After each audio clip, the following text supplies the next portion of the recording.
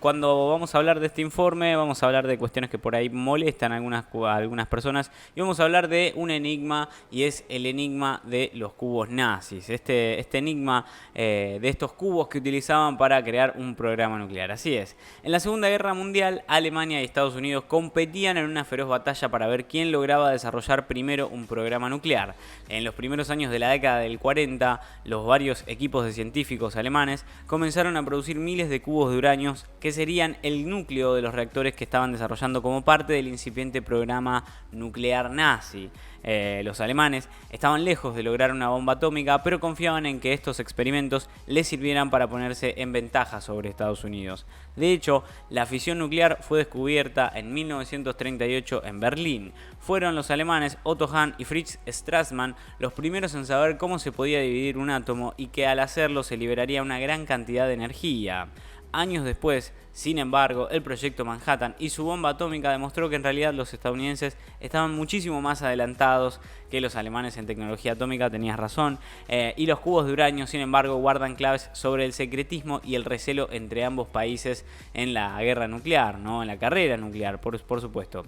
Hoy es un misterio el paradero de la inmensa mayoría de los miles de cubos de uranio que se fabricaron. Es muy difícil saber lo que pasó con esos cubos, le dice a la BBC Mundo Alex Wellerstein, historiador especialista en armas nucleares del Instituto de Tecnología Stevens de Estados Unidos. Los registros que hay no son los mejores, así lo dicen. En Estados Unidos solo se identificaron 10 cubos, lo cual es convertirlos, ¿no? en un preciado tesoro para los mercados y los investigadores que intentan reconstruir los comienzos de la era nuclear.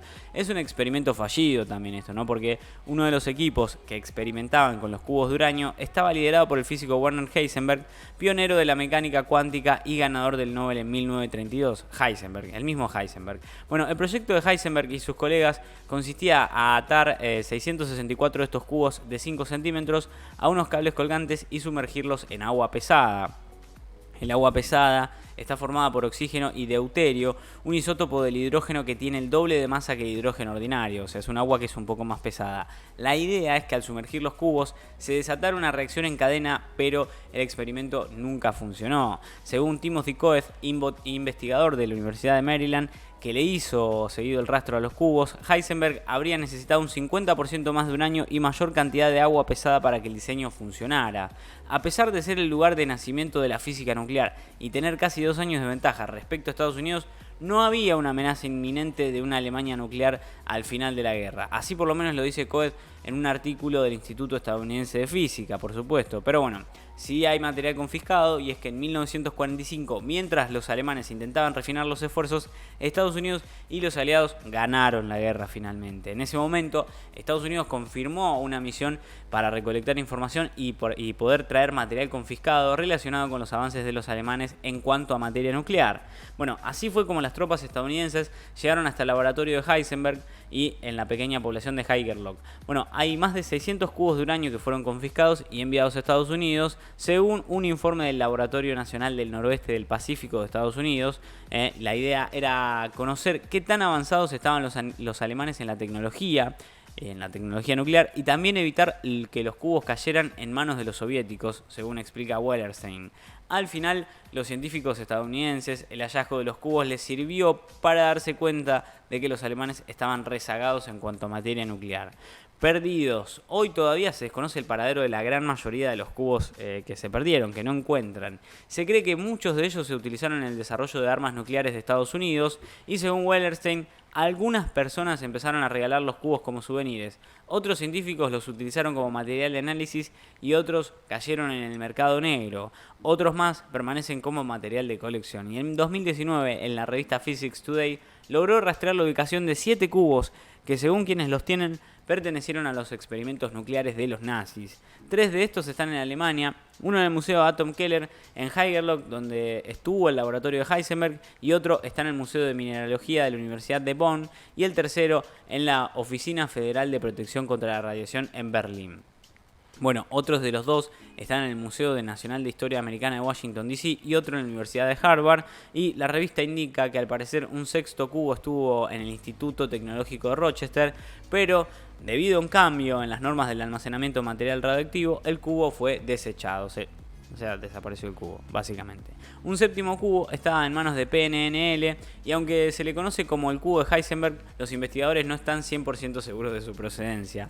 Otro de los cubos los tiene el propio Coet, quien lo recibió como un curioso regalo de cumpleaños en 2013. Coet colabora junto con el PNNL para averiguar el paradero de los cientos de miles de cubos que aún permanecen perdidos y para conocer más detalles acerca de cómo llegaron a Estados Unidos. La idea es saber a dónde está todo esto y también la búsqueda del pedigrí, porque más allá de su valor histórico y simbólico, realmente los cubos no son muy valiosos, porque así sueltos no se puede hacer nada con los cubos, por lo menos lo dice Wallerstein.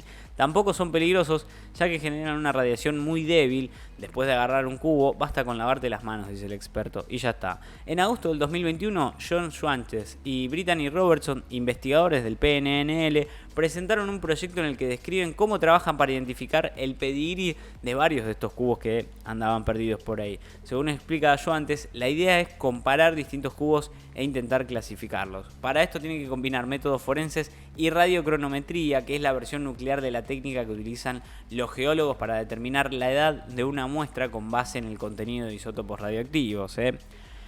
Los miedos coinciden en que Estados Unidos desarrolló velozmente su programa nuclear en parte por miedo a que los alemanes lograran antes esto que ellos.